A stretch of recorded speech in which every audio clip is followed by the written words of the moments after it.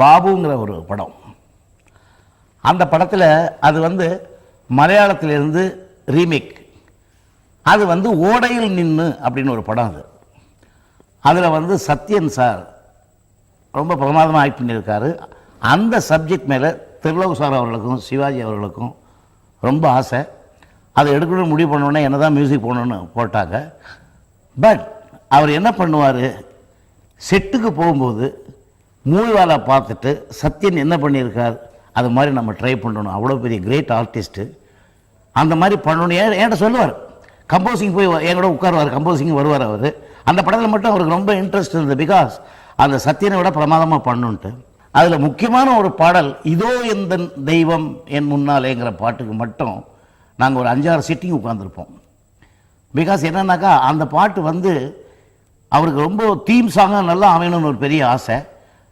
அவர் என்கிட்ட சொல்லுவார், நான் வந்து ரொம்ப சேலஞ்ச் எடுத்து இந்த படம் பண்ணுறேன் விசு, எனக்கு வந்து எல்லாம் நான் ஓரளவுக்கு சமாளித்து நான் பண்ணிவிடுவேன். இந்த சத்யன் வந்து இந்த ரிக்ஷாவை எடுக்கும்போது இந்த காலில் ஒரு சொட்டி இந்த இப்படி டவலை போட்டு அதை எடுத்துகிட்டு போகிற அது மட்டும் எனக்கு வரல விசு அப்படிம்பார். ஸோ அப்படி ஒரு நடிகர் வந்து சொல்லும்போது எனக்கு எவ்வளோ அதில் ஒரு இன்வால்மெண்ட் வந்தாகணும் பாருங்கள் அந்த மியூசிக் சைடுக்கு. ஸோ அதுக்கு ரொம்ப கவனமாக உட்காந்து எல்லா பாடல்களும் ஹிட் ஆகிற அளவுக்கு, அதில் இதோ எந்த தெய்வம் மட்டும் எப்போ கேட்டாலும் யார் கேட்டாலும் எந்த நிமிஷம் கேட்டாலும் கவரக்கூடிய அந்த பாடல்.